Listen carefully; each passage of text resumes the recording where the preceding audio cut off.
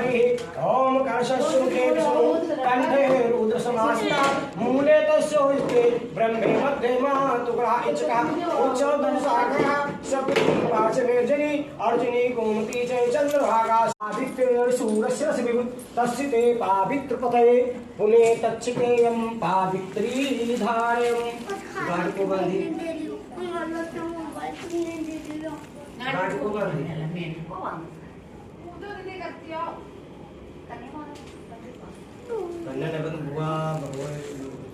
कमल के तुल्य मुख वाली सती थी। वह भद्रशिला नदी के किनारे अपने पति उल्का मुख राजा के साथ में सत्यनारायण विष्णु भगवान का पूजन कर रही थी। उसी समय साधु नाम का एक वैश्य व्यापार के लिए नाव पर बहुत सा धन लाते हुए उस स्थान पर आया और नौका को नदी के तट पर खड़ी रखी। बनिया ने राजा के समीप जाकर देखा कि राजा अपनी स्त्री के साथ में भगवान का पूजन कर रहे हैं।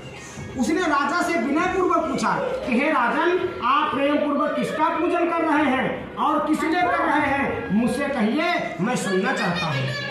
राजा बोले कि हे बनिया, मैं सत्यनारायण विष्णु भगवान का व्रत और पूजन कर रहा हूँ। या प्रभु ऐसे दिन दयाल हैं कि मन वांछित फल प्रदान करते हैं, या जो तुम मेरा राज धन संपदा देख रहे हो यह सत्यनारायण की ही कृपा का प्रसाद है। परंतु हे बनिया, मेरे कोई पुत्र नहीं है, पुत्र की इच्छा के लिए पूजन कर रहा हूँ, इसलिए हे बनिया, भगवान का भक्त ही हमको इस दुख से मुक्ति दिला सकता है।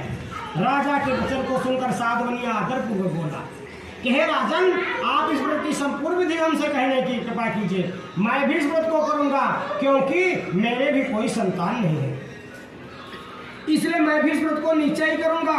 इस प्रकार बनिया की बात को सुनकर राजा ने सब विधि जैसा कि पूर्व में कथित है साधु वैश्य बनिया से कहा। साधु वैश्य राजा से सब विधि सुनकर व्यापार से निवृत्त होकर आनंद पूर्वक अपने घर को वापस आया।